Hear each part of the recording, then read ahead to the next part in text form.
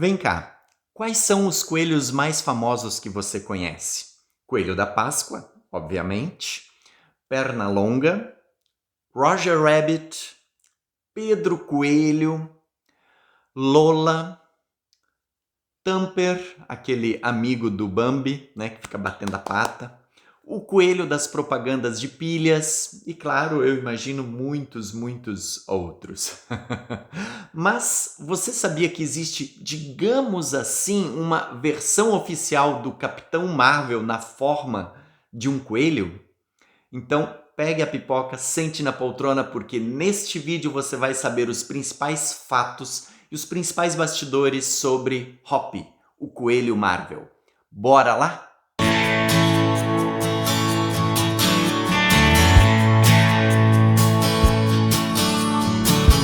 Gente querida, eu espero que tudo esteja bem com vocês. Olha só, décadas antes do morcego verde, do Super Pato e do Super Pateta surgirem nos quadrinhos da Disney, décadas antes da Formiga Atômica surgir nas TVs, e mesmo uns 2 anos antes do Super Mouse estrear nas matinês cinematográficas, surgiu Hoppy, The Marvel Bunny. Hoppy, The Marvel Bunny, ou como ficou conhecido no Brasil, Joca Marvel. Onde será que eles arrumam esses nomes? É um coelho antropomórfico detentor dos poderes de Shazam que surgiu pela primeira vez na Fawcett Funny Animals, número 1 de dezembro de 1942. É um personagem criado por Chet Grofkopf com o intuito de ampliar estrategicamente os nichos de mercado de quadrinhos da Fawcett Publications. Chet Grofkopf foi o principal responsável pela Funny Animals na Fawcett Publications, sendo contratado especialmente para desenvolver a série mensal. Ele criou não apenas o Hoppy, como também seus principais companheiros de revista e, por vezes, de aventura, como Sherlock Monk and Chuck, Willy the Worm e muitos outros. E ele, Chet, diz o seguinte: escrevi uma sinopse para cada história e em seguida ela seria entregue a um dos escritores da Fawcett. Todas as ideias de histórias e os conceitos de personagens se originaram de mim. No entanto, meu conceito original para Hoppy, o coelho Marvel, mudou de alguma forma quando os escritores o pegaram. Hoppy deveria sonhar com uma aventura ou desejar algo, e então, por mágica, isso aconteceria e ele se tornaria o coelho Marvel. Então, tudo o que ele teria que fazer era dizer Shazam ao contrário para trazer-se novamente de volta. Chet lembra em entrevista que ele teve total liberdade criativa para desenvolver a série e os personagens. Em geral, ele fazia grande parte do quadrinho, o layout, o traço, a arte final, o letreiro, praticamente tudo, menos a colorização. E ele começou ganhando o dobro, um pouco mais que o dobro do que ele ganhava em outras editoras e do que era aplicado, né, comumente no mercado. De $7 a página para $20 a página, terminando com $35 a página. Funny Animals também foi o primeiro quadrinho que teve jogos e páginas com quebra-cabeças. E por conta do contexto da guerra, Chet passou um tempo no serviço militar. E quando ele retornou do serviço militar, a revista já não era mais a mesma. Quando ele retornou, ele também decidiu enveredar, né, por outros caminhos, né, focar mais em animações para a TV. Ele trabalhou na Disney, no Super Mouse, no Alvin e os Esquilos, no Pernalonga e em diversos outros Funny Animals, como são conhecidos. E ele diz o seguinte: mas trabalhar na Fawcett em Funny Animals e Hoppy, The Marvel Bunny, foi realmente o melhor momento de toda a minha carreira. Embora tenha me envolvido mais com animação televisiva depois que voltei do exército, sempre fui grato à Fawcett por me dar a liberdade de ser tão criativo quanto eu queria. Trabalhar na Fawcett era ideal. Ninguém nunca mexeu comigo e eu acreditei no que eu fiz. Fawcett's Funny Animals foi uma revista que durou 83 edições até ser cancelada em 1953, quando a editora então cancelou toda a sua linha de quadrinhos. A Charlton Comics comprou os direitos de diversos personagens da série e deu sequência à revista Funny Animals até o número 91. A revista Fawcett's Funny Animals chegou a vender 1 milhão de cópias por ano e o personagem, o Hop, ficou marcado na memória afetiva tanto dos fãs da Fawcett quanto dos fãs da própria família Marvel. O sucesso fez o personagem ter sua série própria em dezembro de 1945, a qual durou 15 edições até setembro de 1947. Mais tarde, após o licenciamento e posterior compra do universo ficcional do Capitão Marvel, da família Marvel, pela DC Comics, o personagem apareceu na DC Comics pré-crise, em DC Comics Presents número 34, de junho de 1981, e fez participações especiais primeiro no segundo número de uma minissérie em 3 edições intitulada Captain Carrot and His Amazing Zoo Crew in the Oz Wonderland War. Vale lembrar que Captain Carrot and His Amazing Zoo Crew foi uma série do tipo Funny Animals que chegou a ter 20 edições publicadas entre 1982 e 1983, criada por Roy Thomas, que também trabalhou no Shazam, e Scott Shaw. Depois disso, Hop apareceu em The Power of Shazam número 29, em Tiny Titans número 15, que fez uma pontinha bem pequena, na verdade, uma história cheia de coelhos, até ser reimaginado como animal de estimação da Mary Bromfield a partir dos Novos 52 e do Renascimento. Então, para quem gosta de registros históricos, gráficos, tabelas, esquemas, a gente pode dizer que Hop, o Coelho Marvel, ou ainda o Capitão Marvel Coelho, como também é conhecido, teve as seguintes fases. De 1942 a 1953, uma fase de criação e consolidação. De 1953 a 1956, uma fase de reapropriação. E de 1981 a 2009, uma fase de aparições.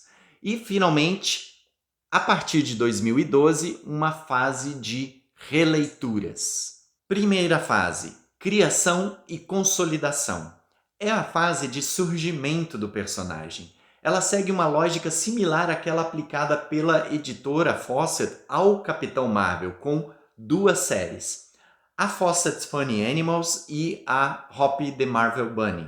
A primeira série trazia Hop como personagem principal, geralmente uma história só do personagem, ao lado de outras histórias de outros personagens antropomórficos. E a segunda série trazia, então, várias histórias do personagem. Era uma série dedicada ao personagem.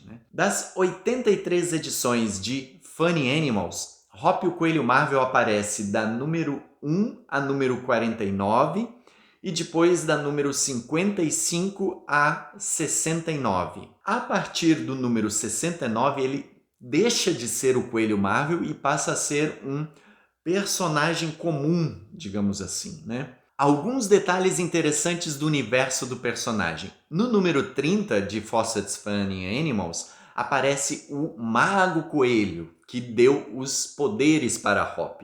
E na edição 32 aparece um vilão, o Coelho Marvel Negro, ou Captain Black Bunny, como referência ao Adão Negro. Segunda fase, reapropriação. Essa segunda fase, que a gente chama aqui didaticamente de reapropriação, é o período em que o Hop foi publicado pela Charlton Comics, tanto na Funny Animals quanto pontualmente na Charlton's Atomic Mouse. E durante o período nessa editora, o personagem sofreu algumas, se não muitas, alterações, como a mudança de nome, a mudança da palavra mágica e a mudança na cor do uniforme.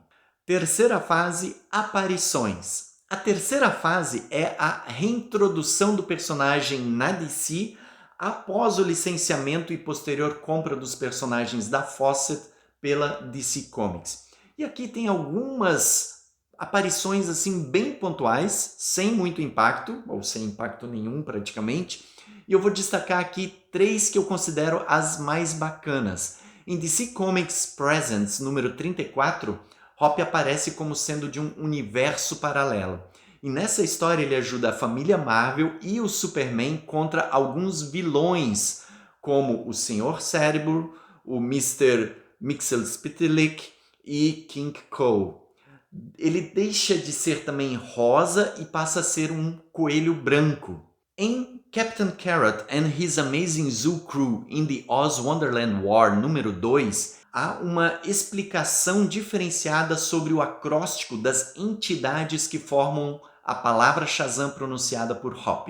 No caso de Hop, as virtudes, os atributos são os mesmos, mas as entidades são diferentes. Por fim, em The Power of Shazam número 29, há uma história muito divertida em que o Hop encontra o Capitão Marvel original Billy Batson em uma história que se passa... Será que em uma outra dimensão? Será que num sonho?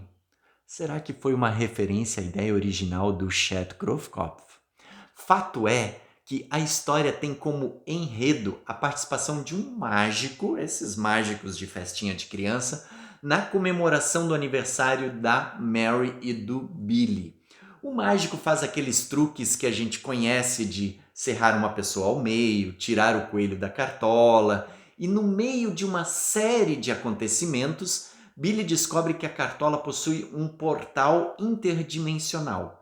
Ele atravessa a cartola do mágico e vai parar em Animalville, que é o mundo do Hop lá do tempo da Fawcett's Funny Animals, para daí resolver nessa cidade o problema de abdução de coelhos. Acontecia que o mágico puxava os coelhos de um outro mundo através da cartola. E tem uma piada na história como uma referência ao quadrinho original e uma releitura muito interessante, porque o próprio Billy, nessa história, é quem acaba dando os poderes ao Coelho Rosa, né? Então não é um mago coelho, mas é o próprio Capitão Marvel que dá os poderes ao Hop the Marvel Bunny. Quarta fase, releituras. Com a chegada dos Novos 52 e a repaginação de todo o universo da DC, e, consequentemente, uma reestruturação do universo ficcional de Shazam, Hop apareceu 2 vezes. Primeiro, em uma história que acompanha a reintrodução do Shazam e da família Shazam ao universo DC. Nessa história, Hop é um coelho normal que recebe uma faísca do raio mágico. E segundo, na minissérie A Nova Campeã de Shazam, em que Hop é um coelho normal que é encantado por Billy Batson para passar uma mensagem para sua irmã adotiva, Mary Bromfield. As histórias de Hop, o Coelho Marvel, não chegaram a seguir uma cronologia significativa, a gente poderia dizer assim. Eram histórias independentes, pontuais, com início, meio e fim. O personagem também não teve uma mitologia ou um arco narrativo assim amplamente desenvolvido. A lógica das histórias era mais despretensiosa que as histórias da família Marvel. E claro, a história de origem foi a mais simples possível. O coelho era fã das histórias do Capitão Marvel até que resolve dizer a palavra mágica e se transforma no Coelho Marvel. Quem nunca, né? Diferente do Capitão Marvel original, ele tinha então um interesse amoroso fixo, que gostava do Hop, mas que não gostava do Coelho Marvel, que era a Millie. Enfim, gente, a franquia Capitão Marvel fez tanto sucesso e se provou ser uma produção tão única que variações e derivados eram mais que esperados. Foi nessa esteira que surgiu Capitão Marvel Jr., Mary Marvel e coadjuvantes como os Tenentes Marvel, o Tio Marvel, a Sardenta Marvel e, claro, o Coelho Marvel. Será que eu esqueci de alguém? Acho que não. Yuri Marvel? Pois bem, para quem quiser ler as histórias do Coelho Marvel vai ter que cavucar um pouquinho. Lá fora tem um encadernado com as histórias do Hoppy, The Marvel Bunny, vendido pela Amazon, link aqui, e a parte disso é possível acessar algumas edições da Funny Animals no Digital Comics Museum e no Internet Archive. Bem difícil, na verdade, porque há poucas edições livres de direitos e, até onde eu pude apurar, não há uma republicação das histórias da época, a parte desse encadernado que eu mencionei. Mas é isso.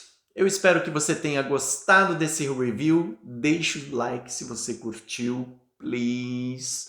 Inscreva-se no canal e deixe nos comentários suas perguntas, curiosidades, sugestões de temas para vídeos que a gente vai incorporando na linha de produção sempre dentro do possível. E para terminar, será que as coisas poderiam ser mais simples do que a gente imagina, assim como eram as histórias do Hoppy? Será que basta ser fã do Capitão Marvel e arriscar dizer a palavra mágica? Ou isso é mesmo coisa para personagens infantis antropomórficos?